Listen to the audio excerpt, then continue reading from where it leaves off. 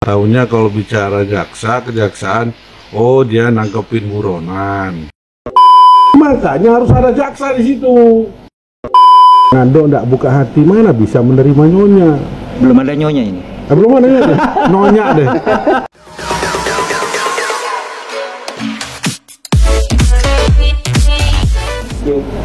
Assalamualaikum warahmatullahi wabarakatuh dan selamat malam pemirsa podcast Forum Pemret Sulawesi Tengah. Pada kesempatan malam ini sungguh sebuah kesempatan atau yang berbahagia karena pada malam ini kita akan membahas soal bagaimana kondisi perekonomian di daerah kita di Sulawesi Tengah khususnya, tentu dengan bersama narasumber yang sudah kita siapkan. Dan pemirsa podcast, sebelum kami memulai acara ini, semua atau seluruh yang hadir, ya, dua host bersama narasumber dan kru itu sudah menjalani tes antigen dan semua dinyatakan negatif. Kalau ada yang reaktif maka tidak bisa lolos masuk ke area ini. Dan kami sampaikan juga sebentar pada saat narasumber maupun host akan berbicara lanjut akan membuka masker demi supaya suara lebih enak. Kita lanjut. Pada kesempatan malam ini kita akan berbicara soal peran kejaksaan mendorong pemulihan dan pertumbuhan ekonomi Sulawesi Tengah tentunya di era pandemi, di masa pandemi COVID-19. Dan narasumber yang sudah siap akan membahas ini adalah Kepala Kejaksaan Tinggi Sulawesi Tengah, Bapak Jacob Hendrik Patipelohi SH MH. Selamat malam Pak Kajati. Malam Bang Patar. Ya. Bang Ando. Kok formal banget nih? Iya. Ini awal. Abang. Ini kan saya harus baca dulu namanya Bapak. Iya. Jelas.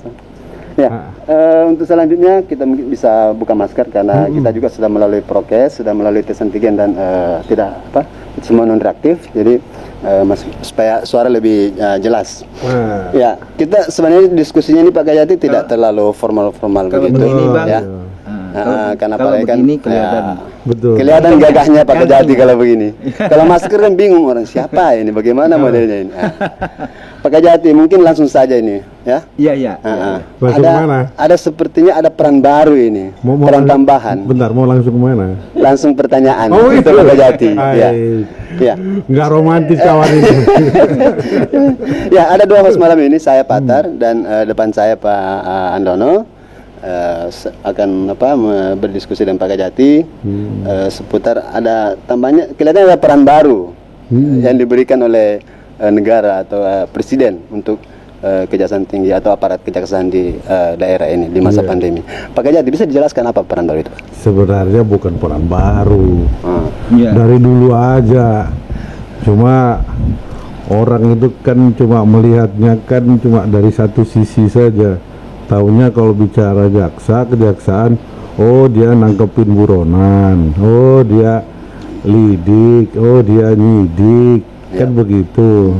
Nah, padahal sebenarnya di luar daripada itu ada banyak peran yang sebenarnya kita sudah lakukan banyak sebenarnya. Cuma ya itu saya juga tidak mengerti apakah ini perlu peran media itu ya, yang lebih men-spot beritanya. Contohnya kita lihat dari proses pemulihan pemulihan dan perlindungan hak saja dari aspek perdata yang kita punya, itu banyak banget aset-aset negara yang kita selamatkan, bahkan jauh melebihi daripada kalau kita hitung aja jauh melebihi ya. Mungkin saya tidak begitu data lengkap, tapi yang selama saya tahu ya lebih besar daripada yang sudah kita rampas atau kita kembalikan sebagaimana atensi publik selama ini. Apalagi sekarang kan muncul ada Jiwasraya, ada Asabri, memang dua kasus ini udah sekian triliun gitu ya. Benar. yang bisa diambil. Tapi sebenarnya secara bertahap, tiap tahun, tiap bulan, selalu ada saja semua daerah, bahkan dari yang kecil-kecil. Contohnya begini, di Morowali itu ada mobil-mobil yang sudah diambil pejabat-pejabat, kita ambil kembali. itu berapa uang negara yang kita selamatkan? Cuma bunyinya nggak pernah bunyi, Pak. Iya. Belum kita hitung tanah-tanahnya. Kemarin kita berapa ya? 2 bulan ini, sebulan ini saya sudah kita selamatkan ada kurang lebih 47 miliar tambah 4,5 miliar. Sebulan ini, Pak. Sebulan ini. Itu wilayah Palu atau provinsi. provinsi? Ya. Kan di Morowali itu kan ada kapal dulu yang di itu Kasus pengadaan kapal. Pengadaan kapal, ya. Itu kapalnya udah datang kemana-mana. Iya, Kita cari setengah mati. Ketemu di mana itu, di Flores atau di mana itu, Larantuka atau di mana itu. Lumayan tuh, pas setengah apa 5 miliar itu. Ada tanah lapangan golf itu. Kita taruh di pengadilan kemarin 40 hampir 50 miliar. Tahun ini, Pak. Iya, bukan tahun ini, bulan ini. Bulan ini. Sebulan, Pak. Luar biasa. 2 bulan lah, 2 bulan. 2 bulan. Cuma agak senyap. Senyap, memang ya itulah saya bilang. Mungkin yang begini ini nggak laku dijual. Lah gimana dia, Pak? Lo sebenarnya laku. Bang Patar lah sama Bang Ando gimana sebenarnya laku. Mungkin peran human di dalam aja kurang gitu kan. Oh gitu ya. Sebenarnya itu berita laku. Atau belum ada kode dari pimpinan. Enggak lah. Hambur. Enggak. Saya orang gaul, Pak. Saya orang pinggir jalan, Pak. Bang, gini Bang. Mei kemarin itu Presiden mengeluarkan keputusan Presiden nomor 11 kalau nggak salah ya 2001 soal Satgas Percepatan investasi. Betul. Apa peran kejaksaan di situ sehingga kan kemarin DPR sampai rame itu. Ngapain polisi dikasih masuk di? Ngapain jaksa terlibat? Ya, Satgas, jaksa terlibat polisi. Sebenarnya apa? Nah, ini tolong dieksplor gitu, sehingga publik podcast kita kan paham juga itu. Betul, Bang. Kita bicara bahasa yang sederhana biar orang ngerti ya. Jangan pakai bahasa teori ya. Namanya kita bicara investasi itu permasalahan hukum, Bang. Investasi itu kalau kita sebenarnya bicara masalah investasi, semuanya kita lihat itu banyak sekali aspek permasalahan hukumnya dari hulu sampai hilir, kan begitu. Iya. Nah, orang datang mau masuk, Bang Patar nih dari Cina datang kan duit banyak nih. Kalau dari Cina Peter berarti. Dari Cina Peter. Peter Cui. Bang Ando dari Taiwan misalnya. Iya. Andong. Kalau Taiwan. Mau datang bawa duit ke tempat saya nih. Iya. Dia lihat. Hukumnya pasti dah. Iya. Benar. Nah kalau gua mau tanam, gua bawa 60 triliun. Duit gua aman dah. Nah kalau kemudian aturan hukumnya mencela-mencela, sabar dulu. Iya. Sederhana, itu, Pak. iya. Sederhana. Makanya harus ada jaksa di situ. Siapa yang ngomong kayak begitu tuh sampai sungguh jitak. Iya. Sederhana saja. Nah, kalau di breakdown ke Sulawesi Tengah ini sebagai tugas Abang. Sama ya. Sama. Jadi begini sebenarnya. Tentu kita lihat. Ya kita nggak perlu menengok ke belakang. Kita melihat ke depan. Bagaimana sekarang? Kita melihat. Coba kita audit dikit lah. Dari omong-omong kosong kita. Berapa sih duit provinsi ini? Tahun ini kalau nggak salah APBD kita 2021 berapa sih? 4,6 sekian triliun. 4,6. Iya. Kemarin 4,3. Betul. Kalau salah dikoreksi ya. Betul ya. Ya tak. Dibandingkan dengan potensi daerah ini. Betul. Oke. Nggak perlu gue sedih, jangan. Langkah lu apa jalan keluarnya? Kan begitu sesuai dengan tupoksi kita masing-masing kan. Iya. Kita bentuk sinergitas provinsi, semua institusi vertikal maupun yang ada di provinsi, kabupaten, kota. Nah, kita harus bersinergi, satu persepsi sama. Bagaimana?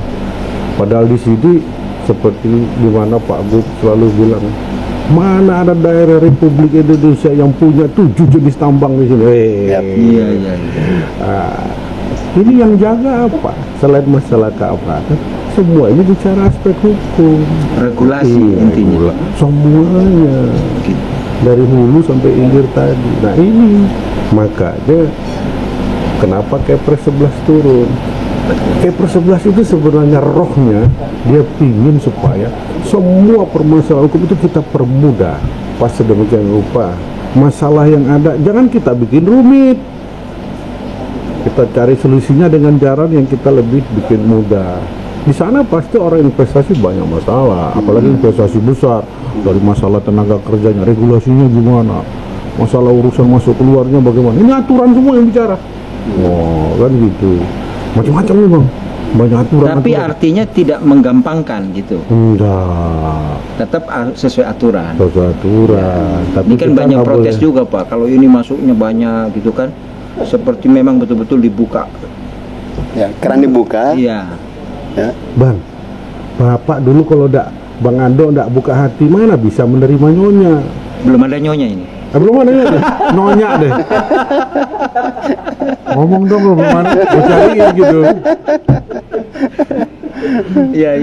Nah ini kita lihat. Nah, dari situ Kita Pak, harus buka di. ya. Sekarang kita lihat. Apapun itu kan investasi itu kan juga teknologi Pak, ahli teknologi. Nah teknologi ini kan kita nggak punya, Betul. ya kan. Tapi kalau misalkan industrinya sudah dibangun di sini, wah kan keren. Nah cuma yang bisa mengoperasikan semua teknologi itu siapa? Iya. Kalau hanya murni 5 orang di dalam.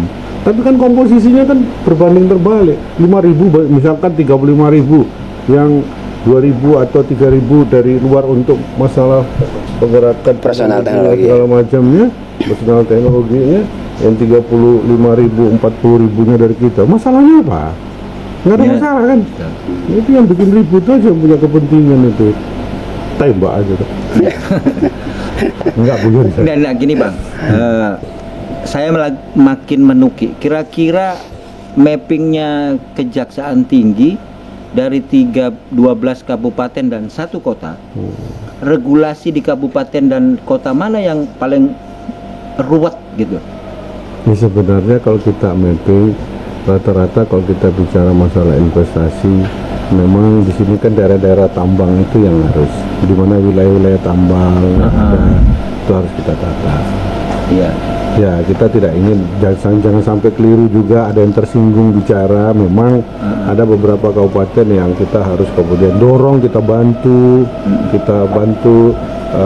mereka di dalam penataan regulasi maupun birokrasi maupun kemudian penguatan dia punya apipnya. Iya. Ini penting sekali. Kenapa? Contoh di daerah satu kabupaten yang ada banyak masalah tambangnya. Setelah kita teliti kita mapping seperti Bang Andong tadi bilang, ya memang problem tipikor ini jadi momok gitu dari awalnya, sehingga orang juga satu takut masuk masalah kepastiannya. Betul. Kedua, mau bayangin kalau suatu lokasi tahu-tahu yang ngaku Bang Pater punya gua, tahu Bang Andong bilang enggak ini punya gua, Iya. sama-sama bawa bukti, yang bingung saya kan gitu. Tahu-tahu saya juga ternyata saya juga punya. begitu dioper nih, loh kok lokasinya sama. Iya, Loh, lah ini apa ya, jin yang mengeluarkan semua ini. Iya. Nah, ini bisa direnungkan. Tumpang tindih izin ini juga banyak. Wah. Ya. Bang, Enggak, saya bersin tadi. Oh, saya enggak jawab. Iya. Saya bersin. Bang Hendrik, Gitu aja. Bang, Kepres ini kan keluar di tengah investasi sudah berjalan. Gitu. Kemudian bagaimana kemudian keputusan itu atau ketentuan itu melihat atau apa yang sudah terjadi selama ini dan belum masuk dalam yang diatur? Apakah ada berlaku mundur atau Bang. yang Ya. ke depan saja? Ini Bang, kita ini kan pengen bangsa ini maju, terutama bangsaku yang ada di Sulawesi Tengah Iya. kan gitu. Paling nggak dikit sejahtera lah. Semua masuk yang namanya di atas prasejahtera kondisinya. Jadi memang kita harus lihat ke depan. Kita melihat ke belakang nggak menyelesaikan masalah. Apakah saya tidak turunkan tim? Saya sudah turunkan tim, tapi ini bekerja dalam senyap. Nah, nanti temuan-temuan di lapangan saya akan panggil. Mau selesaikan seperti apa? Iya. Ternyata berkontribusi untuk provinsi, untuk negara, oke, maju sama-sama. Kalau enggak, ya sudah, mohon maaf, saya ikat, saya gantung, selesai urusan. Iya. Cepat, enggak usah bertele-tele. Kita akan maunya ikan sepat, gabus ikan sepat, Iya. kan gitu. bukan ikan lele yang bertele-tele, betul. Tapi itulah temuan-temuan yang ada. Ya, satu hal juga Bang, ini kan menyangkut regulasi yang Betul. atau tingkat kewenangan ya masing-masing daerah dan pusat. Di provinsi kan dengan adanya undang-undang minerba yang baru itu kan Betul. semakin memangkas kewenangan dari kabupaten, kemudian provinsi, dan lebih banyak kepada pusat. Nah, Bukan lebih banyak, memang di pusat semua. Iya. Sejak 10 Desember tuh. jadi lebih terpusat malah ini Sudah 10 aturan itu. 10 Desember. 10 Desember semua sudah di Jakarta.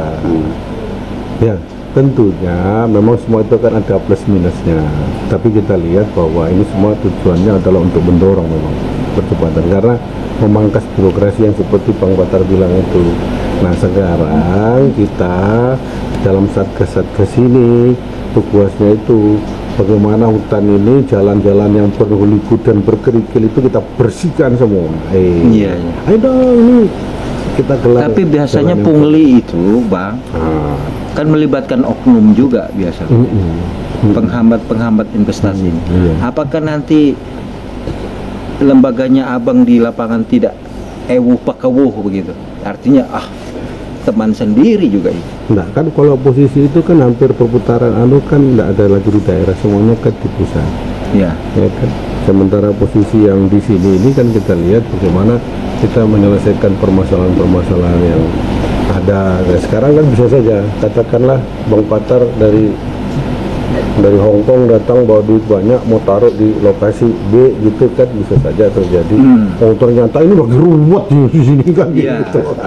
Itu kan sama lah kan gitu. Selesai urusan. Ya kan? Nah, begitu. Oke, lampu hijau sana. Lah Jakarta langsung oke, mainkan. Selesai urusan. Memang kita harus amankan, Bang. Jadi memang mudah-mudahan kalau itu bisa jalan ya Bang, saya wah luar biasa provinsi. Tapi luar biasa saya kalau bisa menjamin inilah provinsi terkaya di Republik ini. begitu, Pak. Ya. Begitu, Bang. Betul.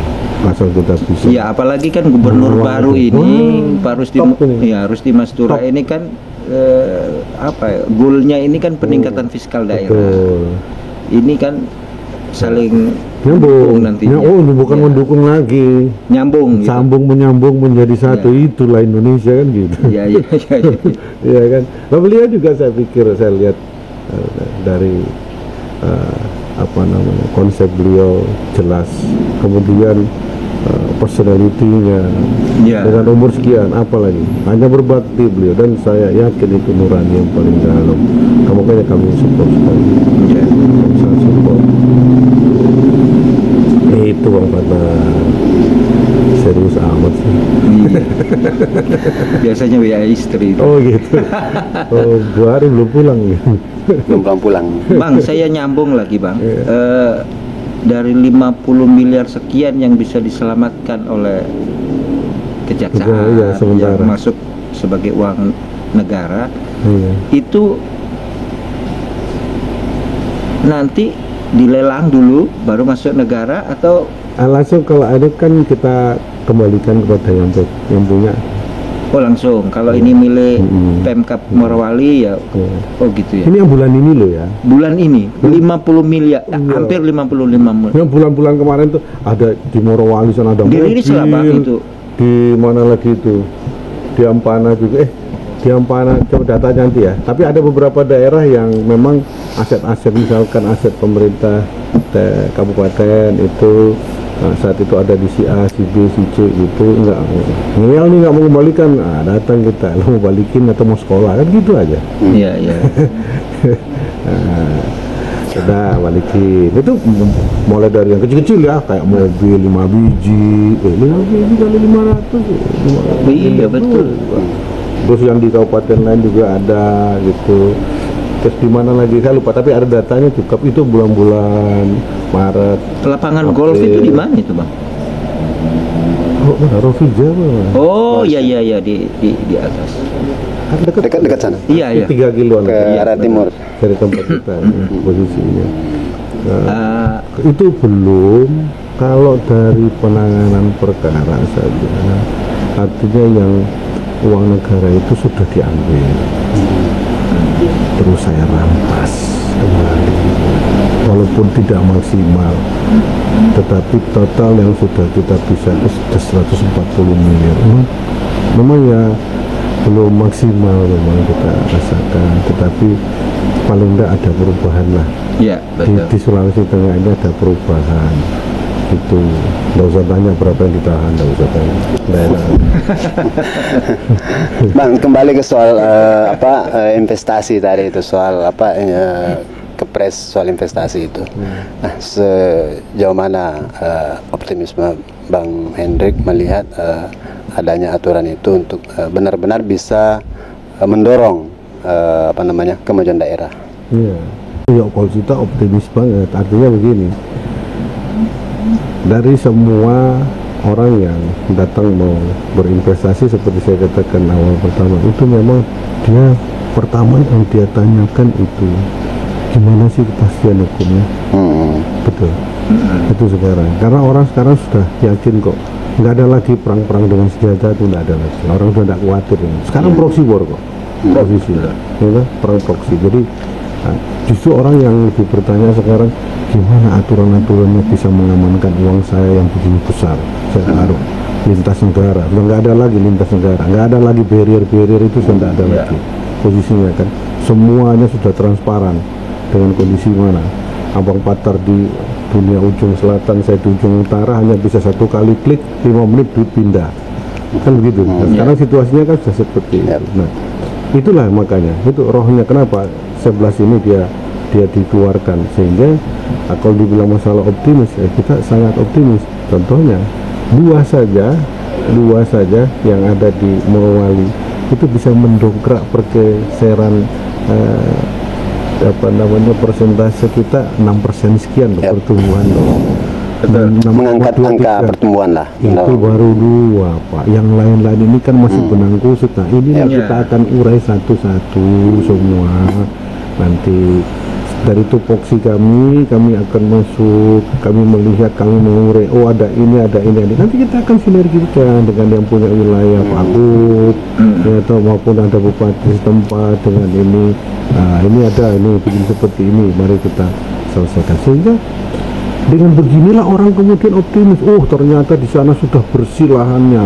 Mari kita badu sebanyak mungkin. Karena apa? Karena banyak uang di sana. Kan begitu Pak. Tapi kalau saya melihat Pak Bang Hendrik, rilis BPS kemarin itu menyebutkan angka kemiskinan kita masih posisi 13%, sekitar 400.000 lebih. Kelihatannya ini dari tahun ke tahun belum bisa mendorong, meskipun investasi dibuka, tapi kelihatannya angka kemiskinan kita tetap tinggi saja. Betul. Jadi kan kalau kita melihat masalah kemiskinan, walaupun itu kebijakannya lebih banyak kepada yang punya wilayah. Ya gimana kita mau bangun kalau nggak punya duit, itu sederhana ya kan. Nah kalau misalkan 4,6 separuhnya dipakai untuk bayar gaji, cuma separuh dipakai untuk kita bangun, bagaimana Pak? Ya kan gitu. Begitupun daerah-daerah kita lihat, kabupaten kota berapa sih? Nah ini yang kita melihatnya seperti itu, ya kan. Nah, sehingga masalah kemiskinan itu bisa kita lakukan. Yang penting kita punya uang. Kalau kita nggak punya uang, ya masalahnya semua agak susah, ya kan. Kita buka lapangan pekerjaan, ya kan, kita perlu investasi. Kalau kita mau putar uang di dalam, ya segitu-segitu dulu. Nah ini yang terjadi problemnya. Seharusnya dari dulu kita bagaimana membuka wawasan kita, bersaudara kita semua Sulawesi Tengah ini, untuk kita membuka hati, membuka diri, kita terima dari luar. Tentunya dengan saringan yang ketat, biasa itu. Nah, kemudian bisa berputar. Kalau kita nggak bisa menambahkan uang, nggak boleh. Sulit. Bang, itu. Selama 2001 ini Bang, saya 2021. Iya 2001. Proposal investasi ke Sulteng itu pantauannya kejaksaan sudah berapa banyak Bang? Ya kalau mengenai untuk proposal itu kebetulan kita bukan domain kita. Nah, tugas kita itu adalah yang sudah terpantau oleh Satgas Investasi yang rencana mau masuk Sulawesi Tengah Bang, kurun 2021 ini sampai Juli, banyak atau banyak ada yang terpantau kita itu aja, yang 2 besar itu sekitar 120 tambah 60 sudah 200-an, hampir 200. Itu tersebar di 12 kabupaten kota, Bang. Baru 3 wilayah. Oh, baru 3 wilayah. Bisa disebut, Bang? Di Kota Palu, di Morowali ada. Morowali sama di Morowali itu utara sama induk itu. Berarti emas, nikel gitu. Cuma urusan sumber daya alam seperti itu. Masih SDA semua. Masih SDA. Nah, jadi kan memang kalau kita lihat sekarang kan orientasinya masih seperti itu. Betul. Masih orientasinya ke sana, dan memang ini prioritas harus segera digarap. Kalau enggak, ya itu.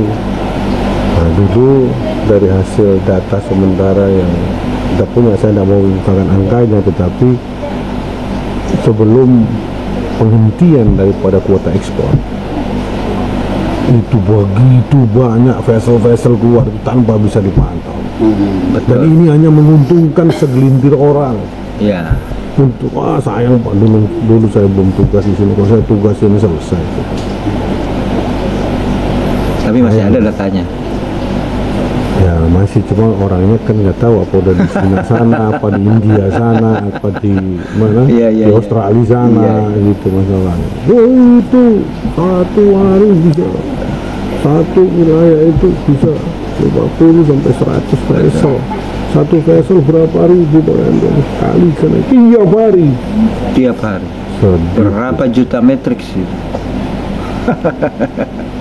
Bang, satu juga Bang, satu hal lagi yang saya tanyakan, bagaimana kemudian kejaksaan melihat kalau investasi besar ini kan dari luar toh, tapi kan kita juga di daerah atau di kabupaten kota juga kan memiliki juga perusahaan-perusahaan tingkat daerah, tingkat provinsi, misalnya BUMD, Prusda dan sebagainya.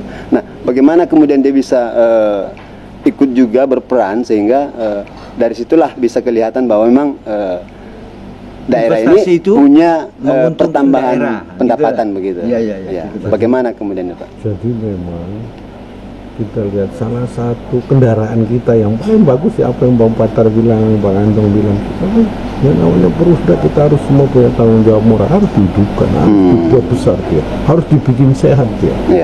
Nah, nanti kalau sudah sehat kami kawal betul. Ada yang macam-macam kita patah batang lehernya, matikan aja sekalian, udah. Oknum-oknumnya kan gitu. Nah sekarang ini memang tepat. Apa yang Bang Patar bilang itu benar. Kita harus bisa besarkan BUMD, Perusda ini. Karena selama ini kan tidak bisa dipungkiri, bahkan dari kajian Mendagri itu ada 90% Perusda itu hanya membebani APBD. Tidak memberikan keuntungan maupun profit. Nah sekarang silakan Pak Gub, ayo diajak anak-anaknya, cari nih yang terbaik, muncul nama Bang Andong, wah ini cocok nih dirutnya, wah Bang Patar ini cocok yang di sini. Nah, setelah itu bagaimana kita carikan porsinya dia. Oh di sini aman, semua sudah oke. Nah silakan mereka mau kerja, bagaimana pola kerjasamanya, silakan nanti mereka yang di dalam kepengurusan itu yang lebih punya otoritas untuk itu, tapi kita kawal. Ya kan, kita buka hutannya, kita buka itu jalannya kita buka ya. Nggak ada lagi aturan yang paguyupan dan segala macam. Perdanya ini gimana ini? Kelemahan yang kita lihat. Kelemahan yang kita lihat. Banyak teman-teman di daerah itu bikin aturan. Iya toh, nggak pernah kemudian mau berkonsultasi dengan kita, main jalan sendiri. Karena semakin banyak mereka bikin pos-pos mungkin untuk pemasukan daerah, tetapi tidak ada orang bilang satu studi komparasi yang baik. Saya mau masuk di sini Pak. Tapi kayaknya sambil kalau kita melihat jadi begini, aslinya saya ini basicnya seorang pebisnis, tapi karena kecelakaan saya jadi jaksa. Waduh. Ini luar biasa ini Pak. Kalau kita lihat dengan skala kacamata bisnis, kalau kita bicara masalah emas itu tidak akan bisa kita selesaikan dengan investasi-investasi yang tanggung gitu. Emas itu akan menguntungkan untuk daerah jika ada investasi besar. Kalau cuma masalah yang ada sekarang jadi masalah ini. Kita lihat ya, masalah rakyat ini kan juga kita harus bisa melihatnya dari semua sisi, semua aspek, sehingga punya persepsi yang bisa sama. Di satu sisi kan mereka perlu hidup, Ya. tapi di satu sisi juga memang perlu ada regulasi yang mengatur secara lebih lanjut. Nah, inilah yang harus kemudian kita duduk bersama dengan kemudian otoritas pemerintahan baik itu kabupaten kota, untuk bisa melihat hal ini lebih jauh.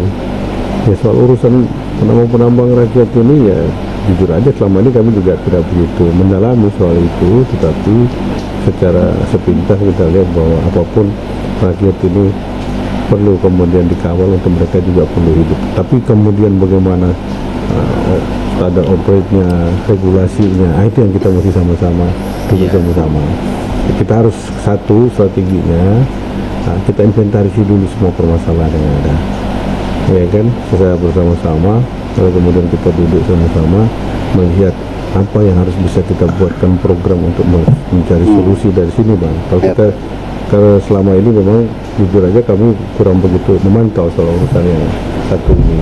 Nah, sehingga kami lebih bicara soal masalah aset tanah pertambangan yang skala besar yang sudah ada sekarang ini, kan begitu. Kalau untuk yang khusus emas memang kita belum mendalami secara jauh, tetapi sepintas-pintas kami dengar karena itu banyak rakyat ya, rakyat perlu makan Pak Belunya. Cuma Ya, apakah akses rakyat terhadap sumber daya alamnya itu nanti juga pihak kejaksaan kawal gitu, ya, percepat gitu? iya. Nah, selama jadi begini, makanya saya bilang regulasinya harus kita atur dulu gitu. Kita nggak bisa kemudian memberikan A dan B hitam atas putih. Nggak bisa, kita belum menguasai masalahnya, ya kan. Tetapi ke depan memang kita harus menjadi ini prioritas juga untuk melihat apa sih masalahnya, aturan apa sih yang harus kita lihat di lapangan seperti apa sih. Apakah iya memang rakyat, apakah di belakangnya ada si A si B yang kemudian ya kan begitu atas nama rakyat, padahal boju juga yang di sini. Mungkin ini pertanyaan terakhir ya. Iya. Karena kita dibatasi waktu, Pak Bang Hendrik. Terakhir, saya ingin ini selalu menjadi sorotan dimanapun ketika ada investasi dan terutama soal sumber daya alam, maka selalu akan muncul sorotan soal kaitannya dengan lingkungan hidup. Nah, kita ingin melihat seperti apa sebenarnya dari regulasi yang ada itu. Kalau merusak jelas rusak, karena kan membongkar. Minimal yang kita inginkan adalah keseimbangan. Nah, bagaimana kemudian peran kejaksaan nanti bisa memberikan gambaran untuk minimal perimbangan lah, supaya yang rusak dan yang bisa dipertahankan sebagai penyimbang alam misalnya tetap bisa dijalankan. Inilah yang saya bilang. Maksudnya itu Bang, dana jaminan reboisasi. Bukan cuma mengembalikan kembali. Semua itu kan ada jamreknya, ada landremnya, ada reklamasinya dan segala macam. Nah, ini yang memang selama ini kemudian jadi rumit karena kenapa? Karena nggak pernah ditaati dengan sungguh-sungguh. Begitupun yang mengeluarkan izin juga sakar pudele gitu, maksudnya semau perutnya doang gitu kan. Nah, sehingga mereka juga nggak pernah memenuhi kewajiban ini dan segala macam. Tahu-tahu hilang aja gitu kan, ninggalin macam-macam. Nah, ini di mana peran inilah yang kita sedang masuk. Kita panggilin satu-satu, kamu mau selesaikan enggak? Kalau enggak urusan ini. Iya. Jadi persuasif dulu Bang. Iya dong, kita harus seperti itu karena harus dikembalikan posisinya. Ya kan? Nah, sekarang kan harus tahu diri juga, itu untuk jamretnya 250 juta per hektar. Nah, dulu yang ngangkat setelah waktu megang kuota ekspor itu, mana ada yang selesaikan? Saya mau tanya, nggak ada yang beres. Bisa dicari lagi tuh. Nah, iya, kalau ketemu harus dicari lagi. Banyak yang jejak digital Pak. Banyak gitu. Saya kira tidak susah menemukan itu. Begitu. Tapi memang sekarang itu yang kita coba, salah satunya yang kita kawal Bang. Jangan lagi lah kita kecolongan lagi seperti betul. Nah, mungkin kita tiba di penghujung dialog ini, Pak Bang Hendrik ya. Kita ingin seperti ada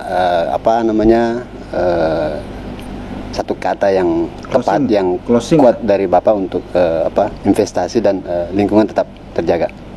Penghalang daripada investasi yang sangat baik dan sungguh-sungguh dan besar nilainya adalah perilaku-perilaku maupun birokrasi yang kecenderungan membuat suasana menjadi korup. Ya, perilaku-perilaku dan suasana birokrasi yang menciptakan suasana menjadi korup. Walaupun Bang Patar aslinya tidak korup, tapi karena keadaan yang sengaja terbentuk. Nah, dipaksa. Sekarang sudah banyak perangkat-perangkat, bahkan kita dikasih senjata pemukul, bahkan bisa membunuh sekalipun. Nah, kita akan gunakan maksimal, tapi tentu dengan jalan-jalan yang tidak arogan, jalan-jalan yang sangat menyejukkan. Investasi di Sulteng akan berhasil dengan baik. Satu kata, berantas korupsi dari diri sendiri. Selesai. Saya kira apa yang disampaikan Bang Hendrik tadi, ya, berantas korupsi mulai dari diri sendiri, itu cukup kuat sekali. Siapapun kita, apapun posisi kita, kursi kita, kalau kita bisa menjalankan itu, saya kira akan kosong tahanan. Kejaksaan tidak bekerja lah, penyidik tidak ada, tidak mengetik lagi BAP. Itu yang berhasil kejaksaan. Bukan banyaknya perkara, ntar banyaknya perkara orang target semua selesai itu nanti. Baik, ya. Maka baik Bang Hendrik, podcast ini sebenarnya kita dari beberapa teman-teman di Sulawesi Tengah ini, di Palu ini, yang bergabung di Forum Pemret, pemimpin redaksi beberapa media yang bergabung di sini di Sulawesi Tengah untuk menjadi sebuah wadah lah. Jadi Forum Pemret itu semacam wadah. Nah, ada beberapa media di Palu, di daerah kabupaten juga. Kita coba rangkul untuk bisa bersinergi juga supaya bisa menghasilkan informasi yang akurat. Ya, jauh dari hoax. Betul. Ya. Ini penting. Ini banyak hoax di sini. Makanya. Udah bagus kok. Udah lihat. Nah, Bang Ando ini juga salah satu di Forum Pemret karena beliau di Kalipos dan saya di Sulu Merdeka. Kemudian ada beberapa rekan lain juga masing-masing membawa medianya dan kita berharap tetap bersinergi ke depan sampai kapanpun. Harus. Siapapun pejabatnya, Forum Pemret tidak boleh. Ini harus selalu adalah bersama Kejati ya. Kan, bukan hanya dengan Bang Hendrik. Ini kan mesin pengkontrol, mesin pendorong. Sebenarnya pendorongnya ada di sini. Betul. Kami juga berharap, Bang, diskusi-diskusi ini dengan pihak kejaksaan ini bisa ya, tidak harus online, offline pun bisa. Jadi karena informasi dari kejaksaan itu hari mungkin sore ini, malam ini trigger aja ya, dia aja trigger. Karena saya udah dengar tuh, waduh, kelihatannya kok kita tertutup. Bukan kita tertutup, kita melihat kemudian merenung dan menyaring sebenarnya posisinya, ya kan? Karena memang waktu saya sebulan pertama mengaudit suasana media, kok mengerikan begini. Suasana LSM, kok mengerikan, sangar gitu. Lebih sangar dari jaksa. Gitu. Lebih sangar dari jaksa. Padahal saya bisa 5 kali lebih sangar dari itu. Gitu. Benar. Baik Bang Hendrik, Cak Andono, diskusi kita cukup hangat dan apa yang disampaikan Bang Hendrik tadi luar biasa. Karena sejauh ini saya pun baru kali ini bisa satu meja dengan Kepala Kejaksaan Tinggi Sulawesi Tengah. Dari beberapa kejati yang lalu baru kali ini satu meja dan bisa berdialog langsung. Kepala Kejaksaan background pengusaha. Nggak ada lagi. Karena udah jaksa murni kan. Baik, demikian dialog kita pada malam ini dari podcast Forum Pemret Sulawesi Tengah. Kami mengucapkan terima kasih banyak. Semoga apa yang disampaikan, apa yang dibicarakan tadi bermanfaat, terutama untuk kepentingan pemulihan dan peningkatan ekonomi daerah Sulawesi Tengah di saat ini. Nah, dimanapun kita berada, saya kira apa yang disampaikan Pak atau Bang Hendrik tadi, ya silakan, tidak ada kesulitan untuk berinvestasi selama sesuai dengan ketentuan yang ada. Baik, kita akhiri. Dengan ucapan wassalamualaikum warahmatullahi wabarakatuh dan sampai ketemu di lain kesempatan.